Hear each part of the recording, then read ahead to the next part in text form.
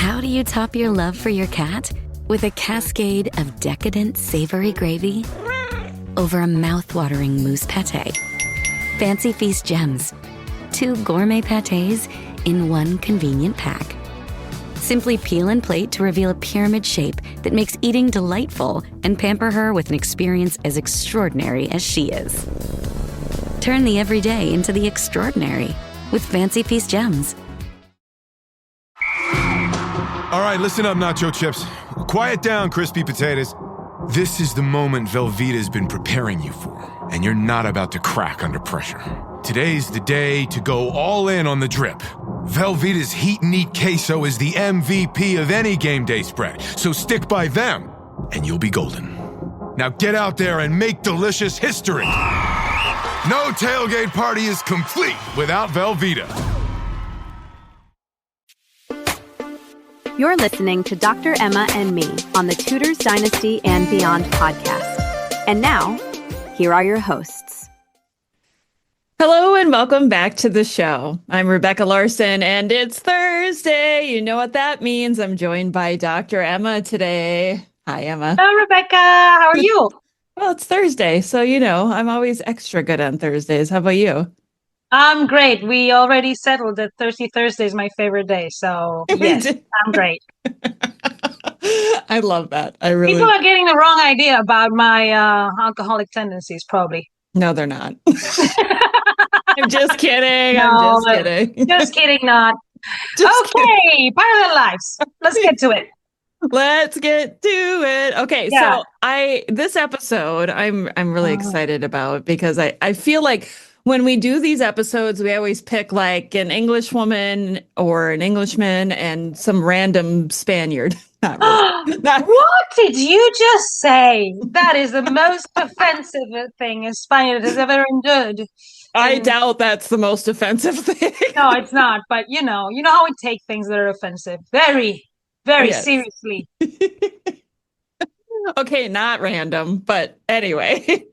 Are you saying Catherine of Aragon is some random Spaniard? No, definitely not. Okay, that's good. That's good for the show. Last week, to me, I feel like last week was kind of a random one. Oh, La Princesa de Eboli, girl. You need to up it up. If you don't know La Princesa, have you seen this woman with her eye patch? I have. She is, if I could swear on this show, I would say that she is amazing. You didn't even learn her name. Come on. I know. I can't even pronounce it. Okay. Like, I'm trying. You got to, this is a slow. I speak today German. You're going to be so happy because we're going to talk about 2 women that you know a lot about and you've talked a ton about, right? Yes. Yeah. One we know well, one we don't know as well. Which one don't we know well? It was just a joke. Oh, okay. Okay. Talk about yourself, sister. Today, we're going to be talking about the parallels between Anne Boleyn, who we really don't know at all, right? Right. Who's that? Who's that lady? And Kateryn Parr, who we know so well. Yes. I think it's, the fact that I know so well Catherine of Aragon made me have to study these 2 women because at the end of the day, they do go on to be the other wives of Henry VIII and queens of England. And you kind of have to, when somebody's sources disappear, like the sources of Catherine of Aragon, so many, you do have to study things prior to her and after her to see the changes, especially in art history. So I know these ladies quite well. I know one of them didn't like monkeys, for example. Could that have been Anne Boleyn? It could have been Anne Boleyn. Yes, it was Anne Boleyn. And we've talked and joked about it several times. But Anne Boleyn is someone that I've studied a lot recently, especially preparing for the exhibition that is still running in the British Museum. 1 week left. So guys, run to the British Museum if you're in London because Faces for Eternity is running for 1 more week. And she's one of the leading figures in that exhibition of portrait medals, largely because the only known depiction of Anne Boleyn made during her lifetime that we have is that medal that is so interesting, the most happy medal and now for the first time it's paired with one of Henry that it's his pair. But also in the exhibition, there's medals of her daughter, and especially that Phoenix medal. Sometimes these women in the other side would put faces, and the other side they would put symbols. And this Phoenix that Elizabeth uses to convey messages about rebirth and about really eternal life, and is linked to her mother, probably. And this is not something that I proposed. This is something I included in the exhibition because Sylvia Soberton brought it to my attention. So this is her work. In that sense, I like to honor, where things come, putting these things together, especially pairing that medal and finally getting Henry and Anne back together. Finally getting them back together. Yes, getting them back together. Because, they fought to be together. Yeah, that's true. Fought hard and long to be together. And they ruined many people's lives to be together. So they should be together for eternity. So if you have time, go to the British Museum and in the Monty Gallery. You'll be able to see that one more week. Exciting. Get there. Do it. Yes. Like you said, run, don't walk. No. Oh, well, you're in London, so it depends a little bit. It's difficult to run sometimes. It's packed with people. Just be patient in London and enjoy. In London, there's always something to see around, even if you are, if it's just the people, I love London. I've been going since I was a child, and it's probably one of my favorite cities in the world. Oh, I love that. There is a lot to see in London. It was overwhelming for me because I'm not used to being in such large cities and having so many people around. It was so crowded. Okay. That was a little overwhelming. But when you look around, there's just history everywhere. Mm-hmm. I must say, of all the large cities, it's one of the ones, down where, the British Museum is and all that, it is always packed with people. But, for being such a large city, I've always felt very safe in London, and it's very welcoming, Yeah. I'm not going to say the cities that are not as welcoming in Europe, but definitely London is a place. And then it's very boroughy, which is, if you live there, if you can afford living there, which is the only problem, that it's so expensive, you do a lot of your life in your neighborhood. And when I was there, I wasn't there for long. I was there for 4 months doing a research stay. I just, getting to know your neighborhood and all that. People do a lot of stuff around their neighborhoods, and it's a cool, little mini city within the city. I don't know. I just love it so much. It's so many things to do. You're right. Yeah, so much to do. Okay, so parallel lives, Anne Boleyn and Kateryn Parr. Obviously, the big one was they're both married to Henry VIII. Exactly. So second and sixth wife, right? Yes. Yes. One wanted to marry him. The other one married him because she thought it was God's will. Yes. I think both, in that sense, probably both thought it was God's will, right? Yeah. Oh, that's true.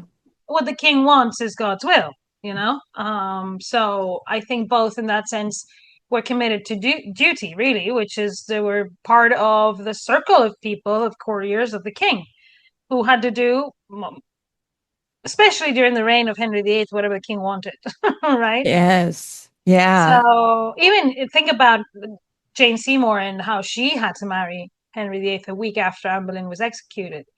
How would it felt for a woman? I can't even imagine what that would have felt like. It's like you see her gowns being taken out and your gowns put in, and you're like, oh, Yeah. It must have been. You'd be like, the jewels can stay, thanks. And that's something that we do find parallels sometimes between the wives, and this is very.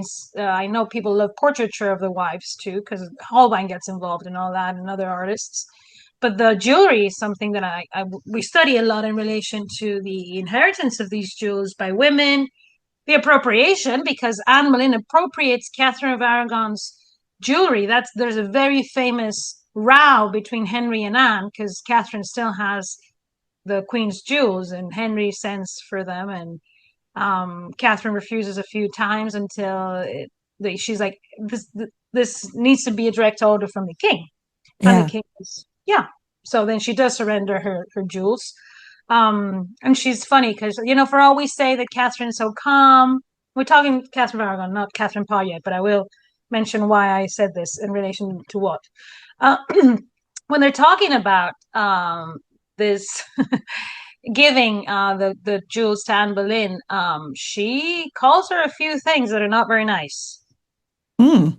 So she wasn't that calm always. So Anne Boleyn called Catherine? No, Catherine called Anne Boleyn a couple of things. Oh. The scandal of Christendom was the lightest of the ones. Imagine what it must have been to give to your husband's mistress all your jewels that you brought from Castile that your mom gave you for your marriage. Yeah, infuriating. Infuriating. Yes, exactly. That's the word I was looking for too. Yeah. And then, for example, Kateryn Parr, in the case of her image, there's a very famous now, the first length portrait of an English queen that we have is Kateryn Parr. She was identified because of the jewels she's wearing, right? Because these dynastic jewels have meaning.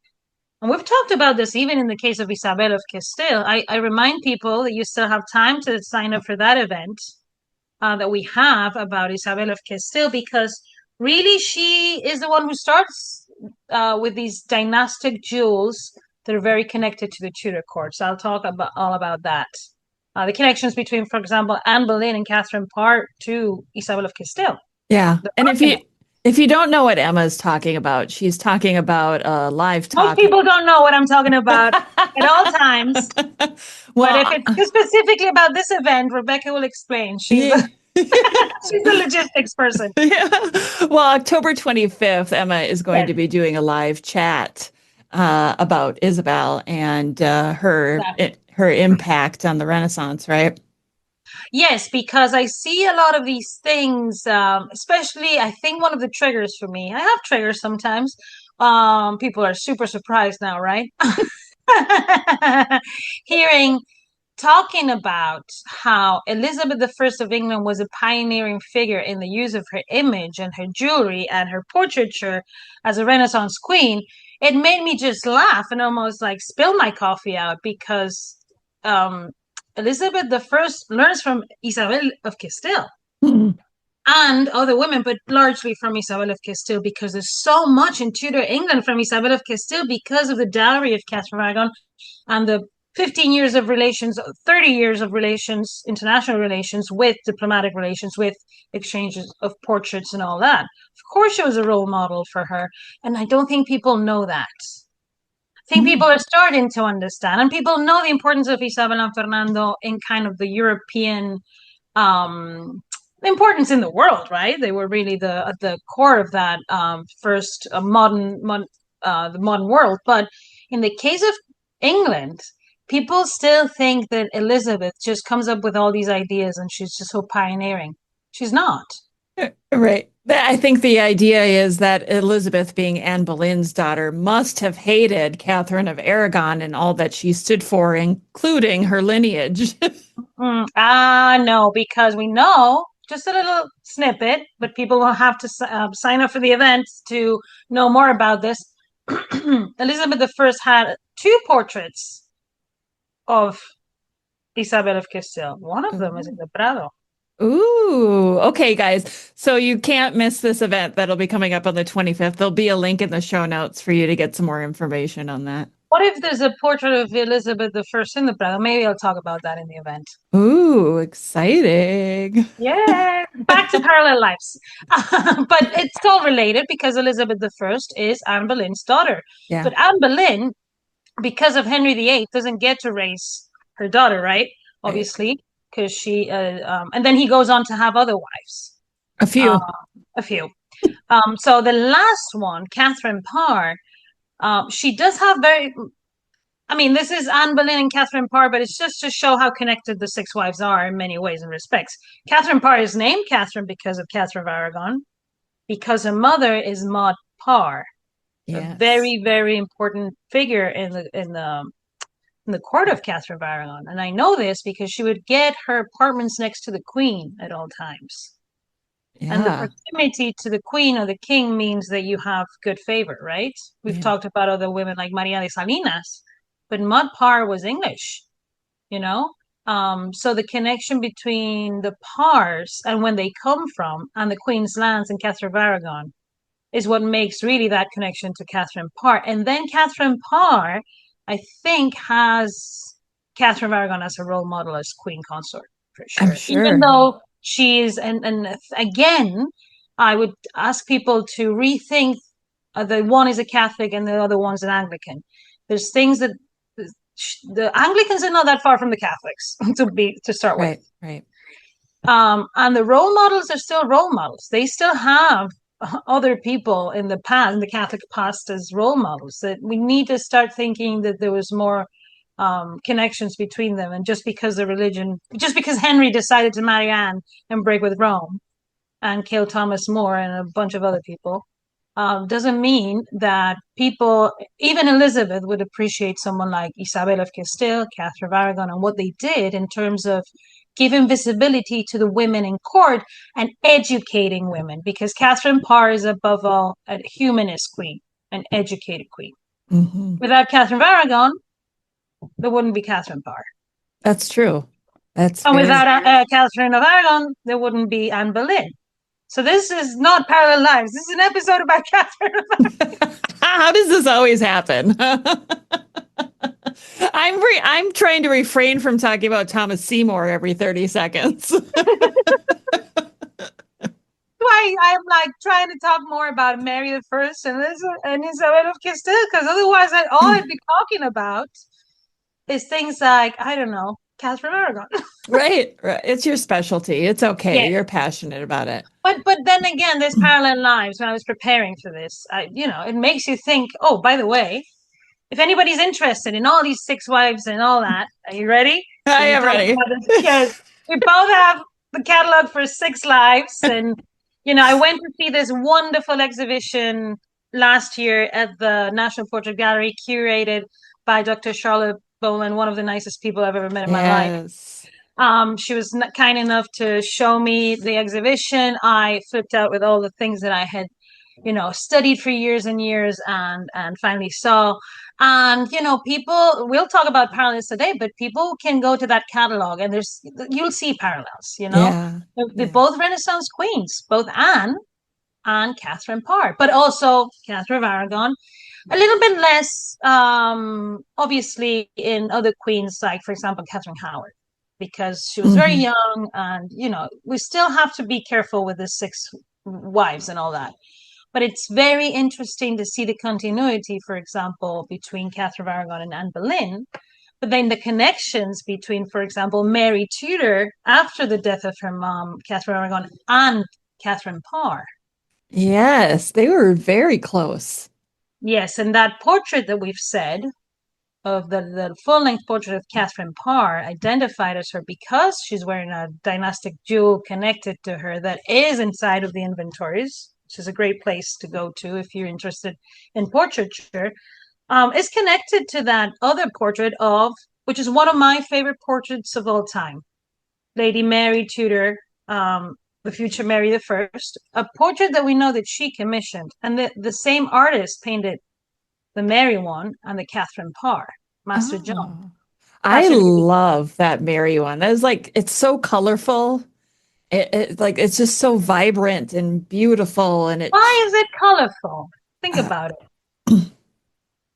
I'm going to let the artist. It's got a blue background, maybe? Yes, it does have a blue background. Oh, and what other things have blue backgrounds? Inscriptions, and are little and around.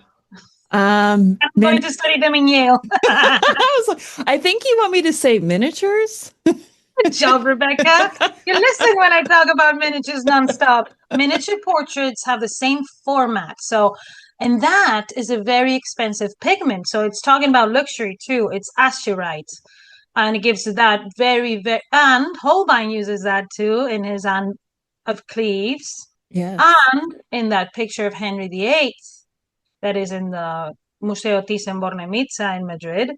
So these come from the illumination of manuscripts, these very vibrant pigments that the Horn boots, for example, introduce. And you can see them in the manuscripts they illuminate to a lot in the use, for example, when they are coloring the drapes of the Virgin.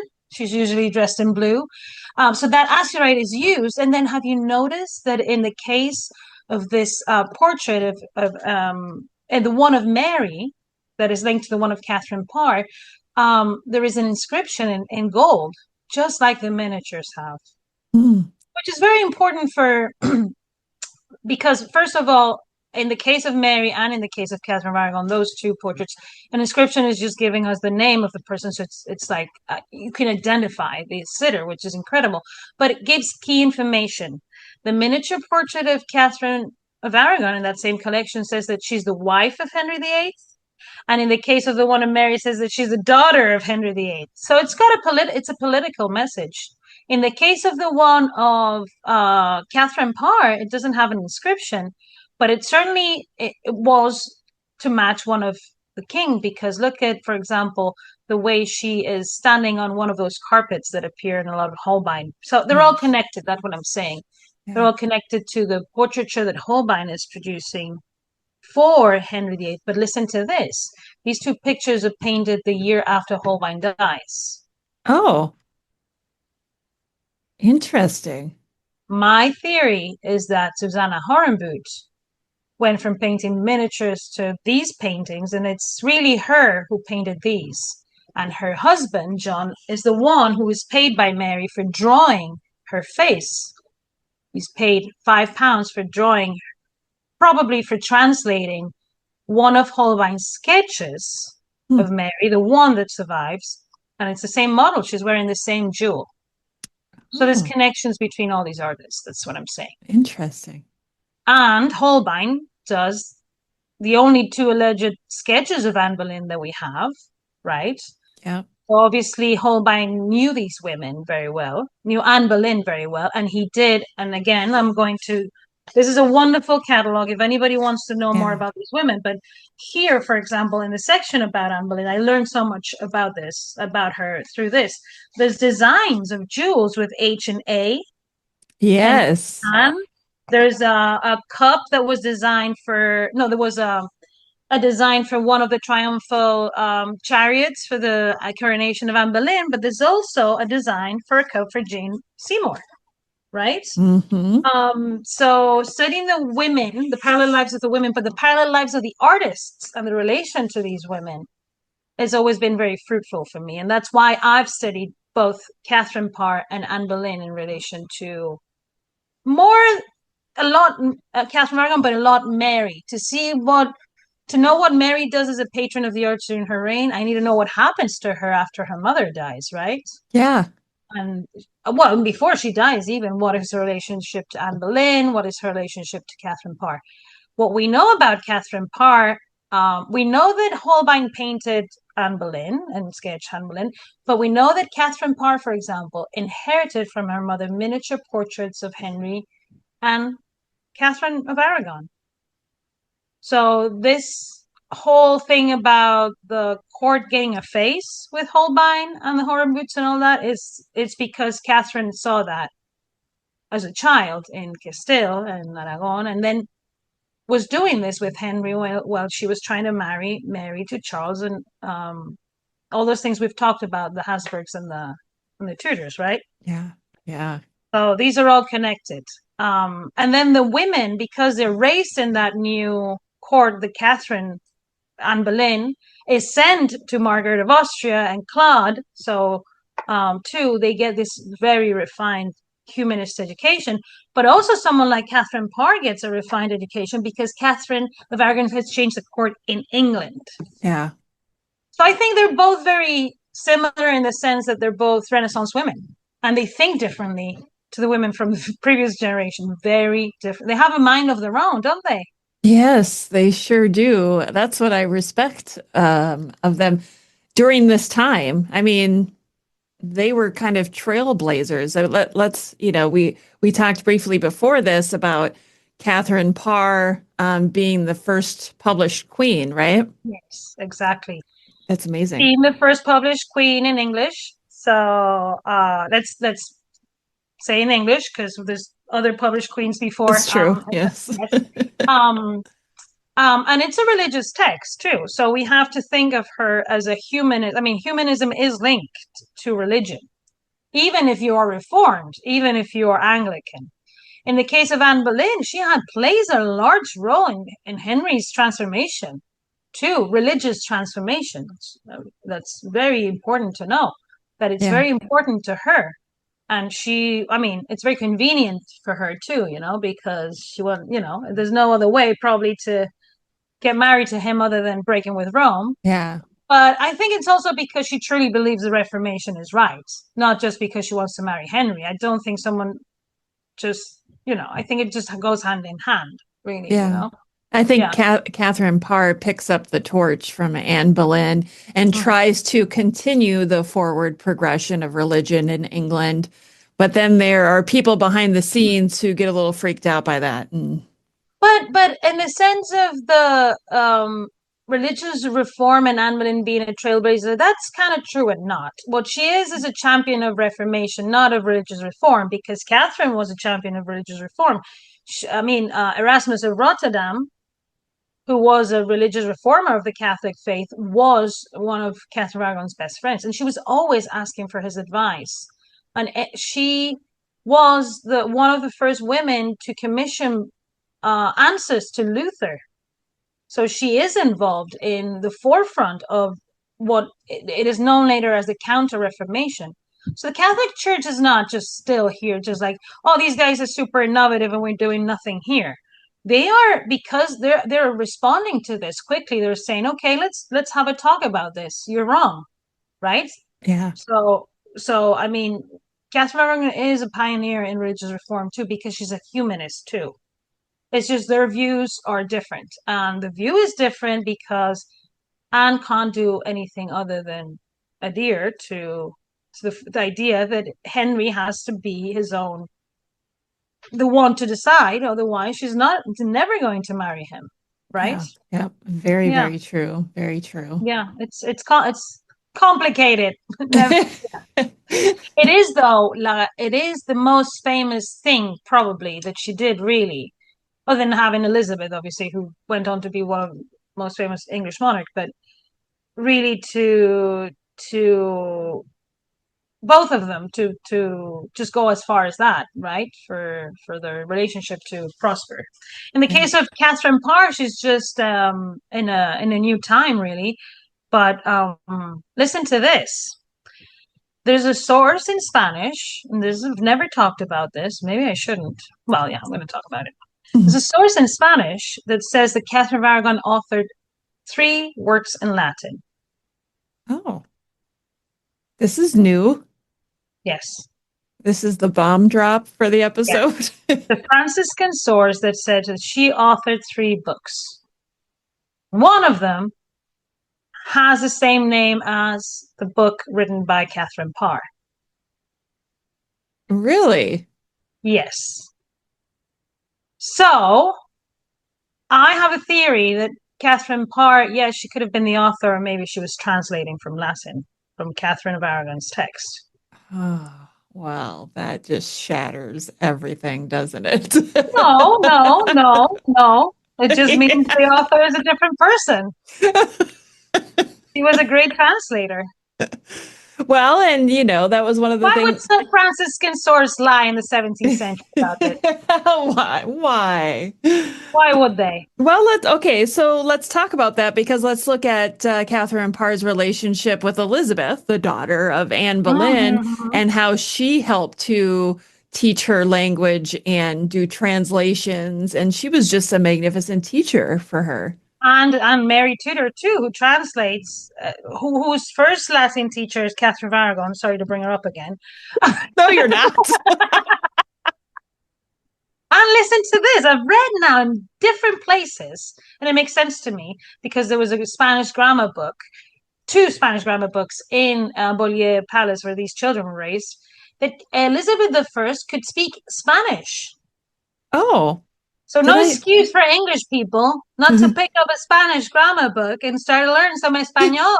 I feel like you're looking at me. No, you're not English. You're American. You need to learn Spanish to see the Super Bowl this year. Yeah, this is true. Yeah, I have to. I'll send you some lyrics. No, yeah, so these are also European figures, Anne Boleyn goes to the court in so it speaks a lot of French. I mean, we see these women as very English, but these people are trying to be humanist, Renaissance princesses, queens. They're English, but they're also something else, right? And in that sense, I think that's why they are also like, well, there's a very good source that says when the Queen of England, Elizabeth of York, asks Isabel of Castile to the fact that because Margaret of Austria is in Spain, for her to teach Catherine of Aragon French so she can speak to Arthur when she arrives to England, she mentions that none of the women in the court spoke Spanish or Latin. Yet you have Kateryn Parr translating from Latin, Elizabeth translating from Latin, Mary Tudor, the daughters of Thomas More. Why? Because Henry VIII taught the women how to translate from Latin, or was a champion of that? Come on. Here we go. Just gonna bring it up. It was Catherine of Aragon with Thomas More, with Erasmus of Rotterdam, with Thomas Linacre, with Juan Luis Vives, with a lot of men. But these men are different. These men are in the educational system, right? They're humanists. They're not kings. Henry was just, doing his thing, hunting, doing his things. Hey, this is Bill Simmons from the Bill Simmons Podcast, here to tell you that Michelob Ultra, the official beer partner of the NBA, is bringing NBA fans closer than ever this season with chances to win great prizes, including courtside tickets. Enter now at michelobultra.com/courtside. Michelob Ultra Courtside 25 to 26. No purchase necessary. Open to U.S. residents 21 plus. Begins on October 1st, 2025 and ends on June 30th, 2026. Multiple entry periods. See official rules at michelobultra.com/courtside for free entry deadlines, prizes, and details. Don't chew on that, Max. Cooper loves that chew too. Oh, now he's into Cooper's food. Wow, he is loving it. What do you feed Cooper? Blue Buffalo Life Protection Formula. He never leaves a crumb. I love it because it's made with high-quality protein, nutrient-rich fruits and veggies, and wholesome whole grains. Looks like we're switching to Blue. Blue Buffalo foods are made with the superior ingredients your dog needs to thrive. Can your dog food say that? Visit feedbluefood.com to learn more. I knew these two women had both been married to Henry VIII. They were both born and raised in. And for that, we are sorry, ladies. Right. We are so sorry. I feel like we have to talk about love. Oh, yes. Can we talk about love in these women? Because I want to talk about Thomas Seymour. Go ahead, girl. Talk about beards, love, whatever you want. Beards. Talk about those beards. No, I'm gonna bring up a beard in like 30 seconds. Yeah. You make it sound like every conversation I try to bring up beards. I don't. It's like me with Catherine of Aragon. It's her Achilles. How do you call that in English? Tendon. Yes, Achilles tendon. Beards are Rebecca's Achilles tendon. They are. Yeah, they are. No, stop distracting me. Okay, Thomas Seymour. Was he in love? We look at Henry VIII and Anne Boleyn at the beginning as a love story, right? Yeah. And then when we look at Catherine. Love story or obsession? Well, it may be an obsession. Different things. Maybe that's the same thing with Catherine Parr and Thomas Seymour. Catherine Parr became widowed, and very quickly Thomas Seymour came into the picture before it all happened in such close succession, where her husband died and she married Henry VIII. And then we find out in between there that she wanted to marry Thomas Seymour if she had had the chance. Right. And I love that part of her story. I mean, girl, have you seen Thomas Seymour's portraits? I mean, you wrote an article on it, didn't you? And you heard about Henry VIII in the 1540s, right? And what he looked like. And I mean, come on, let's be honest. Right. Yeah. Thomas Seymour was handsome and he was charming and athletic, and he had all of the qualities that probably interested Catherine Parr after, she had been married a couple times. Exactly. Already. So, girl, Catherine, I get it. And duty, right? And Anne was in love before she married Henry to, right? Yes, she was. So was she in love with Henry, or was Henry infatuated with Anne, and Anne decided it was in her best interest to just I wish we had Anne's letters to Henry so that we could really see what she was saying instead of just his side of the story. leave me alone? I keep Please. telling you. Oh, I'm not interested. Bloody sickness or whatever. I have everything. Don't contact me, dude. I think I have the plague. Yes. I've got all sorts of things going on. Oh, sorry. Can you imagine? I feel bad for Kateryn Parr that she got Henry VIII at the end when he was all fat and stinky and irritable. Yes. Fat, stinky, irritable. Yeah, I feel good for Catherine, who got the young, athletic, handsome, prince, who was like, "Let's do this together, girl." And she was like, "Sure," And then, so I never buy the Anne was in love with Henry thing. She was in love before. She probably thought. I mean, I think power, influence, power at court, and all those things give you a sense of probably. And I mean, one of the things that you were talking about, and a parallel came up to my brain very quickly, is we do know that Henry VIII sends a ring to Anne with his picture, right? Oh, I don't know that I know this. Yes, there's a reference in his letters that he's sending her a picture. I mean, he's sending her a ring with his picture. And you mentioned about Thomas mentioning a miniature, right? He wanted to. So these men want to see the pictures or want them to have pictures of them. This picture exchange between lovers is very interesting too, because then probably you would look at your little picture while you were reading the letters, Yeah. I imagine Thomas Seymour holding a little miniature of Kateryn Parr and daydreaming about her and having a little tryst with her in secret. And it's like, if you guys only knew what plays in my head about their love story, whether it was a love story or not, I'd like to think that it was. It was for her, for sure. She. There you go. Yes, and I think that love looked a bit different at the time for a man too. Men just behaved differently because it was a different time. It was 500 years ago. It's not, men were expected but I think courtly love is something important. I think Thomas Seymour is part of that culture of courtly love too, that Henry also participates in.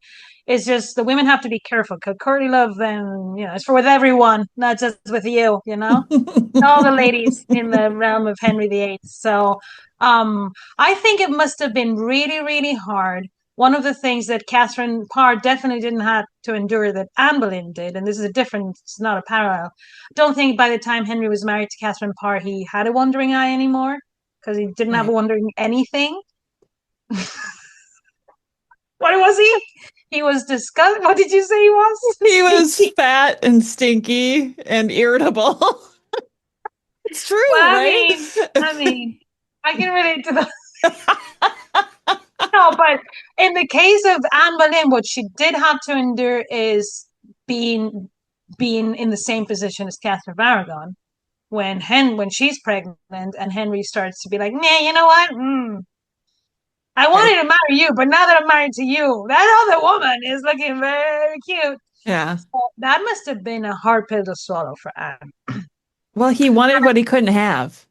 Exactly. And I think Anne gives a lot of Juana the First of Castile vibes when she reacts to these affairs of Henry. She's not very happy, is she? No, she starts threatening everyone left and right. "Hey, fun guy, you're not going to be so much fun when I'm finished with you," right? Right. She starts kicking people out or trying to kick people out of courts, and exactly.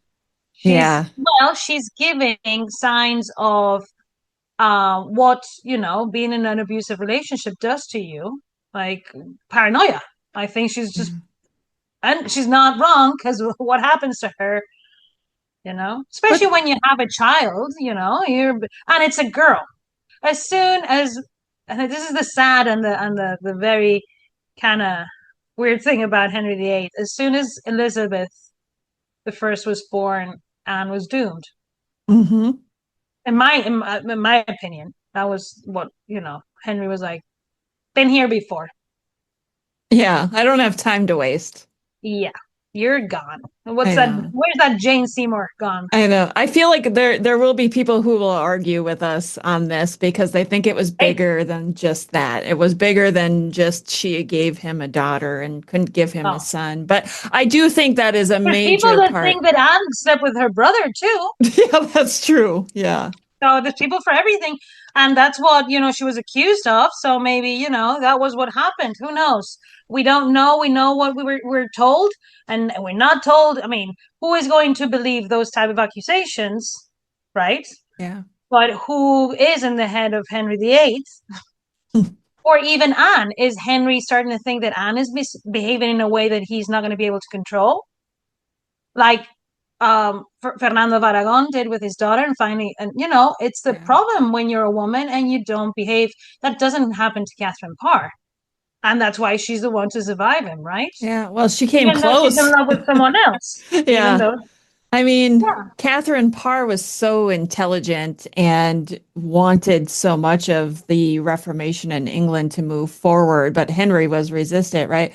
So that was, the reason why she almost probably lost her head. She came so close to having the same fate as Anne Boleyn, but I feel like Kateryn Parr had this, I just want to say like this calmness about her where she was smart enough, not saying Anne Boleyn wasn't smart, but she was smart enough to be able to be submissive to Henry so that she could get her way. I wonder where she learned that from. Catherine of Aragon, possibly? Well, and remember that we've spoken about this. It's larger than submission related to Christianity, which is true. And Juan Luis Vives writes about this.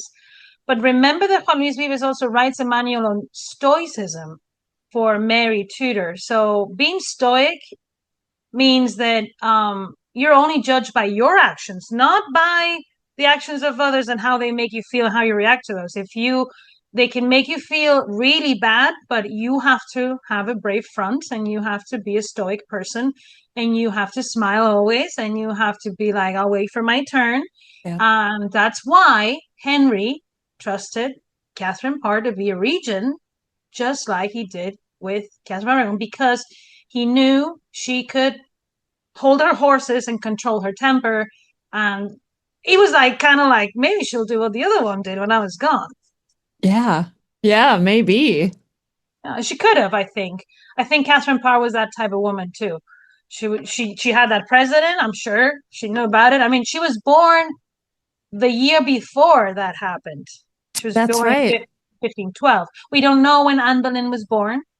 That's also important to know. We don't know the age difference between these women. Isn't that crazy? The day that someone finds this final document that tells us when Anne Boleyn was born, and we know really at what age, Yeah, all of everything that happened for her. We have to go back for those who maybe don't know what we're talking about when we say she was born before 1513. Why don't you let everybody know what happened in 1513? Oh, one of my favorite parts of history is in 1513, Henry VIII decides that he's going to do a military campaign.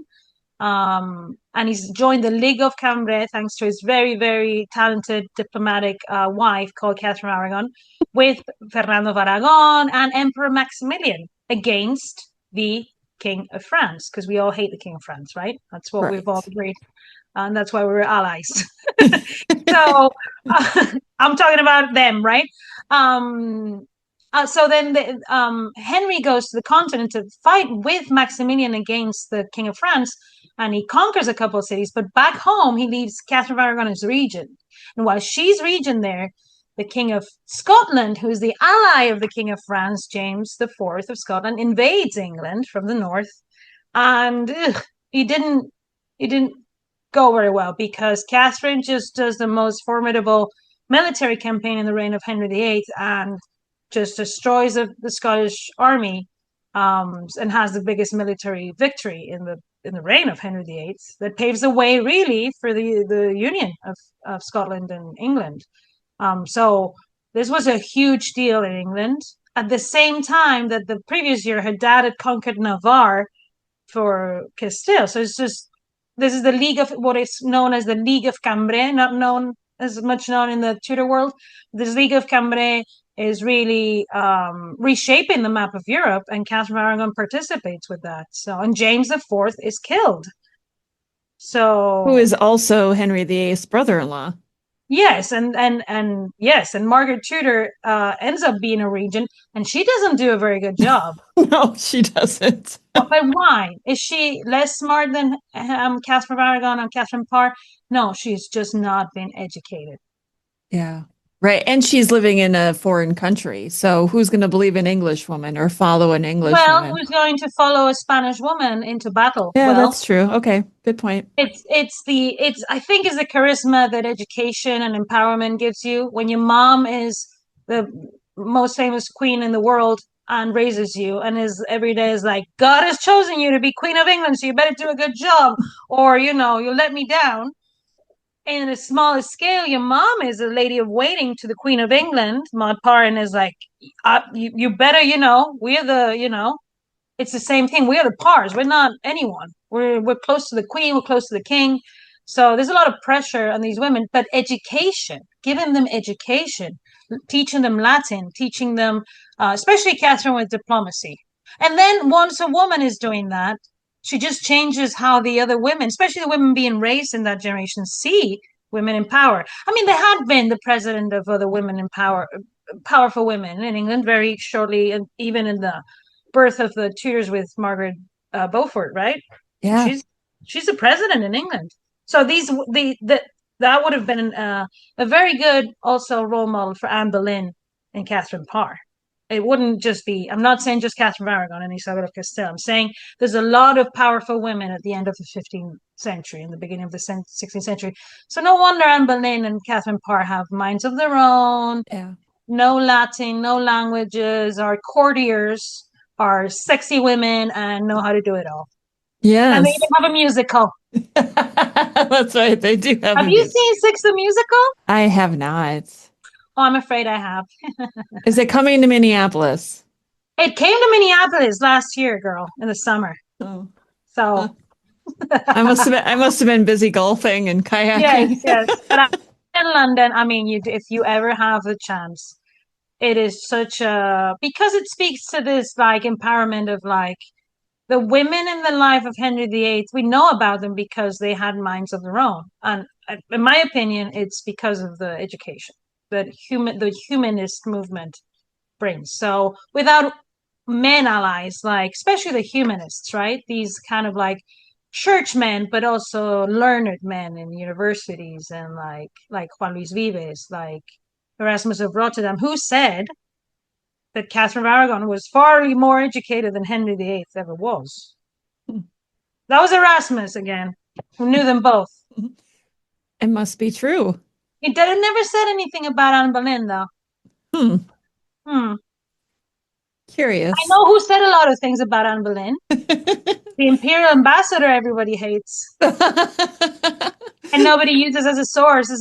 This is one of my biggest Troy horses in research. Why do you dismiss Chapuis? Like the other ambassadors are not biased? The English ambassadors are not biased in Spain, or the French ambassador in Spain is not biased? Come on. Yeah, you know what?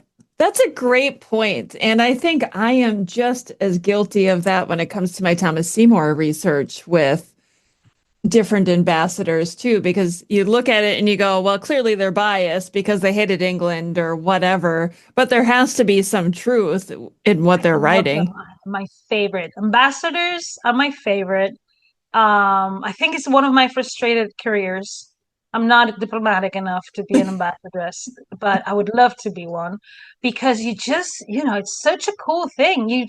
What I like about, they give us a different perspective on a culture, So yes, they're biased because they're coming from a different culture. They're serving a different king, but they're giving us key information. I love the descriptions of the Tudor court that ambassadors give us. Yeah, we have to do an episode just on ambassadors, I think. Especially the Italian ambassadors are my favorite. Juicy details, descriptions of everyone. If they had a mole, they would tell you. If something inappropriate was said, they would mention it. I love it. Are you familiar with Vanderdelft?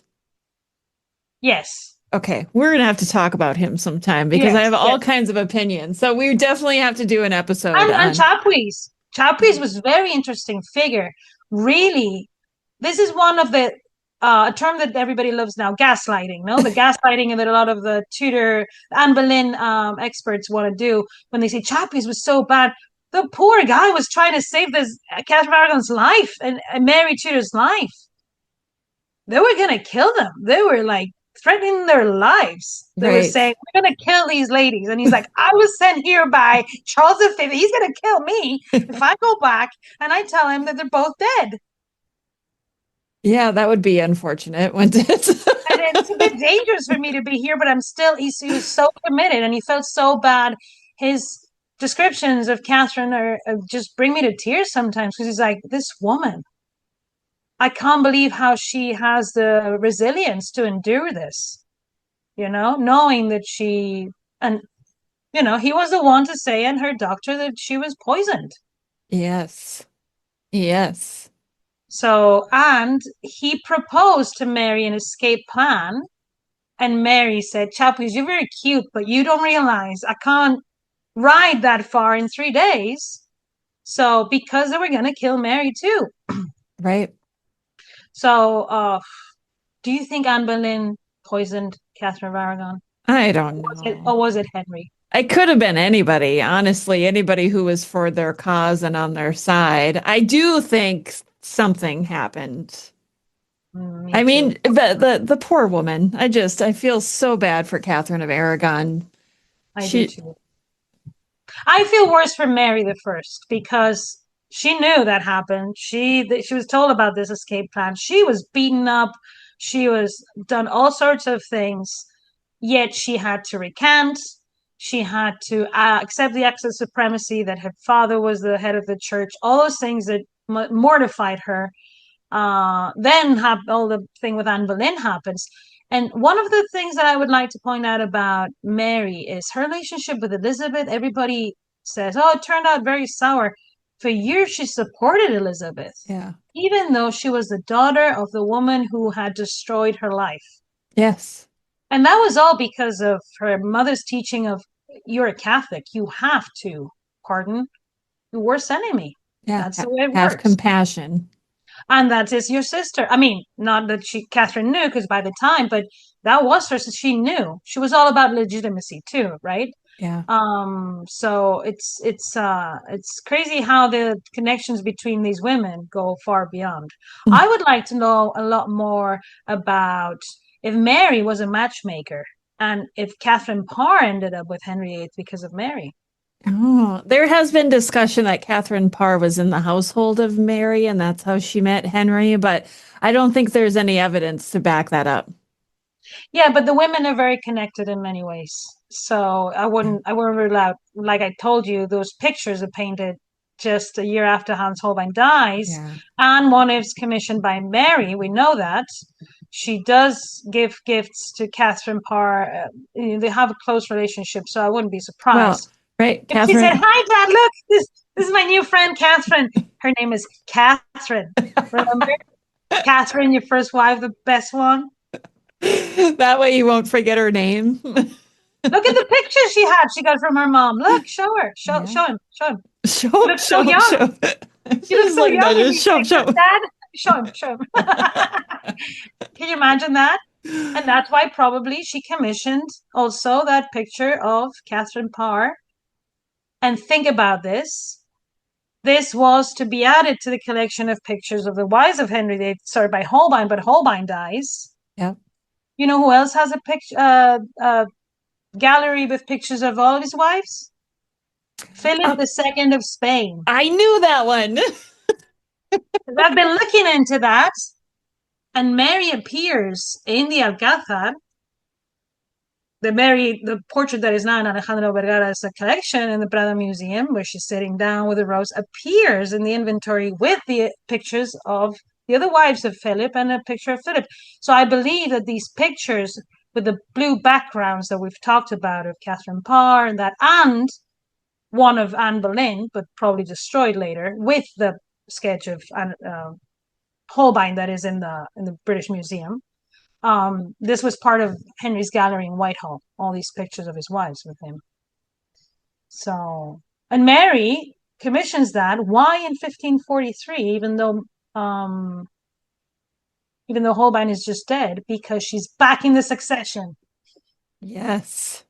And we would like to say thanks to Kateryn Parr, but I'm not sure how much. Well, that's what I'm saying, is a partnership there. It's not one woman doing all, or the other woman doing nothing, or Henry doing it all. They're all connected. They're all working together, and they have projects. And Mary is like, you help me, girl. I'll help you, girl.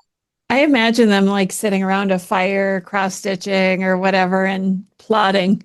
How can we do this? How can we get Dad to do what we need him to do? Yeah. And then Catherine would be like, I got a letter from Thomas.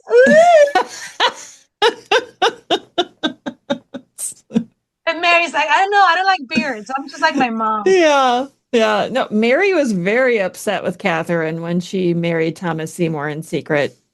Yeah, because it's secret. It's probably she felt betrayed. Catherine has the same reaction when her lady in waiting marries a banker, without her knowledge and without telling her. I think it's a betrayal of the trust that is not acceptable. Mm-hmm. Yeah. Because Mary, even though Kateryn Parr was queen consort, Mary was heir in line to the throne. So, girl, we're friendly, but remember your place. Yeah, exactly. And then Kateryn Parr names her daughter with Thomas Seymour, Mary. Of course, because, and I see this over and over, these people that make, like Mary Rose Tudor when she marries Henry Cavill, I'm not going to call him Charles Brandon anymore. When she does that, she does things to make her brother. Experience a membership that backs what you're building with American Express Business Platinum. Get 2 times membership rewards points per dollar on eligible purchases in key business categories, as well as on each eligible purchase of $5,000 or more, on up to $2 million in eligible purchases per calendar year. American Express Business Platinum. There's nothing like it. Terms apply. Learn more at americanexpress.com/business-platinum. Welcome to Sephora. I'm looking for a perfume that's not too perfumey. I got you. Serum moisturizer or moisturizer serum. Let's get into layering. My concealer is making me look worse. Sounds like the wrong shade. Let's get you matched. There's only one store that really gets what you're going for. Get beauty from people who get beauty. Only at Sephora. Hi, Let's get you a basket.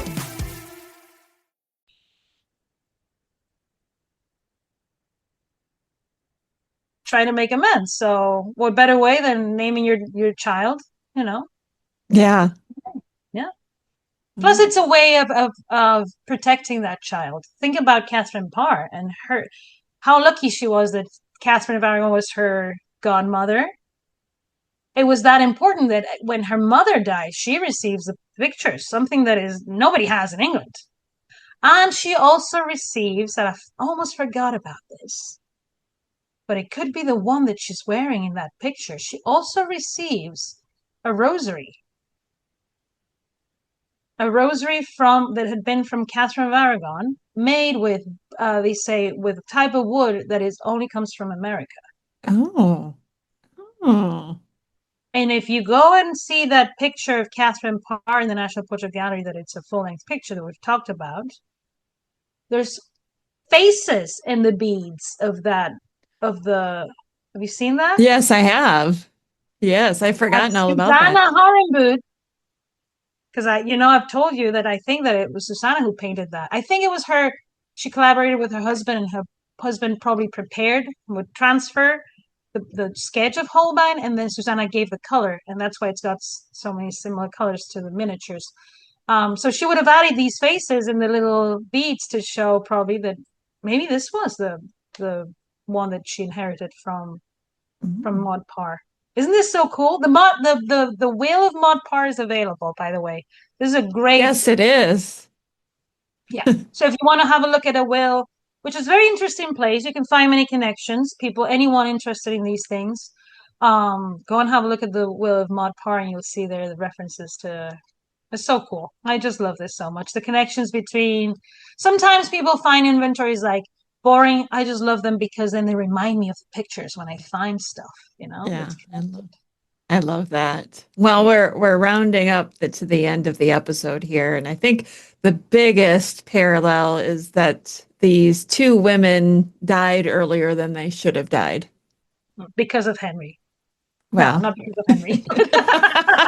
One of them because of Henry for sure. The other one because being a woman was very, very, very hard, right? So do you want to remind everyone how Kateryn Parr dies? Because we've talked about it. So Kateryn Parr, as far as we know, was never pregnant until she met Thomas Seymour. And then by that time, she was already in her 30s, kind of old to be getting pregnant during that time.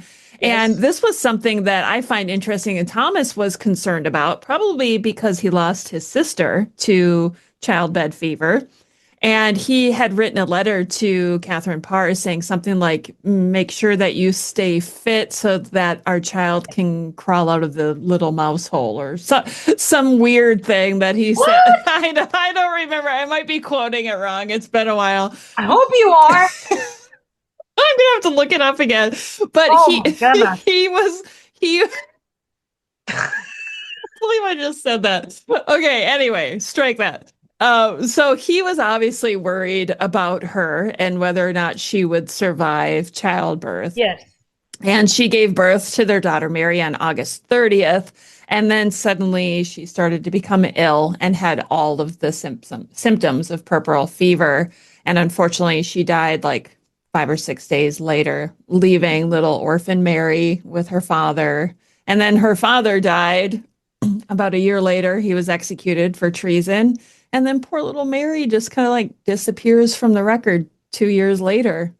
Yikes. It's just such a sad story. But in the end, if you think about it, if it was this love story, they all ended up together in the end. Well, yes, and it's such a typical story too, because a lot of men were executed for treason, a lot of powerful men. So, I mean, starting with the Duke of Buckingham in the first years of the reign of Henry VIII, but a lot of women died in childbirth. I mean, Jane Seymour and Mary Tudor, Mary the First of England. This thing about phantom pregnancies, a woman that is a virgin at 37 and starts to have a married life and what that entails, which is sex, to have a child, and then is sick and has phantom pregnancies, probably is not having phantom pregnancies, probably is having some trouble because she is cousins with this guy who she's married and she's trying to have children with, okay? Right. And she's 37 and all the pressure in the world is in there. One of the things that we should talk about in another episode, I know we're coming to an end, is Isabel of Castile. We'll talk more about this in the event. I think this is very important. The relationship between the survival of women and the medicine in Spain. Oh, yeah, that is definitely an episode that we'll have to do. Okay, so before we wrap it up today, there is something else that you wanted to talk about real quick about. So for your Forging a Queen course, you had a bonus class that will be coming up all about this pendant, the Henry and Kateryn pendant, right? And there was just an announcement made about this, and I want you to tell everybody. Oh, everybody remembers this. It's the heart-shaped pendant, gold, that was found in 2019. That's a long time ago now. I know. When my daughter was born. Oh my gosh. Someone, a metal detectorist, found this amazing, let's call it's a necklace. It's a gold chain, thick gold chain with a pendant that is like a hand that comes down, and it's full of enamel. So it also has color, not just gold. And it has symbology of Kateryn Parr and Henry VIII. On the one side, their initials tied with a lover's knot, which appear also in the Herrenboot miniatures, by the way. Just saying. And on the other side, a bush that is conformed of a pomegranate and a Tudor rose. So, I mean, they were like, I think it's related to Kateryn Parr. I think it might be.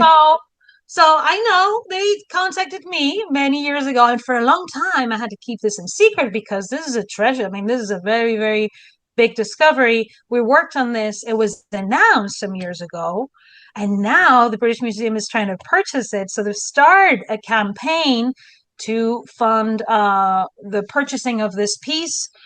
Please, if you can donate, maybe Rebecca, you can add the to the show notes. They have a donation page, but also they have very good videos on what this artifact is and what it means. And now I want you to go to that donation page because they are telling us from when it is, and it's linked to not only Catherine of Aragon and Henry VIII, but also Mary Tudor. Ooh, so exciting! Dr. Rachel King, who's another one of the nicest people I ever met. She was in the opening of Faces for Eternity this past June, so July. So thank you, Rachel, for coming over. Dr. King is amazing, and she's done amazing work with this. She's a curator there at the British Museum, and she's one of the people who've launched this campaign because she has studied this piece. And I can't wait to know why she is now so sure of this, and I can't wait for them to raise the money to be able to have this piece. I held it in my hands. I've never been more nervous in my. I mean, maybe when I had my daughter. It was such a moment. It's such a wonderful piece. Everybody needs to see this, so it should be in the British Museum where everybody's going to be able to enjoy it. I can't wait. So if you can, please donate because it's a very exciting campaign. I think we're going to have to talk to Dr. Rachel King. She might have to come and talk to us. I think that sounds like a He's great... Rachel. I'll send her the link to this episode and be like, sorry, I put you on the spot. I was just gonna say, we're not above begging, are we? No. I'm right up to that. That's what I'm going to do. I'm going to ask her to come on the show. I'm very excited for this. And I want to spread the word because we do need to make everyone, chip in. And it's a very expensive piece, too. So they need to raise a lot of money. So any from whatever you can, it's going to be amazing. Go to that page and see, even the director is talking about it, the director of the British Museum. So, it's a big deal. Yeah. So exciting. So exciting. Very exciting. Well, Dr. Emma, thank you again for joining me for Dr. Emma and Me today, where we talked about Anne Boleyn and Kateryn Parr. And I will see you again next week. Okay. Have a great day, guys. Bye-bye. Thanks for listening to the latest episode of Dr. Emma and Me. If you enjoyed this episode, please take a moment to rate and review the show. It really helps more people find it. Don't forget to follow or subscribe so you'll know as soon as a new episode drops. And if you'd like to support what we're doing, head over to Patreon and become a patron. You'll get early access, bonus content, and more. Thanks again for being here. See you next time.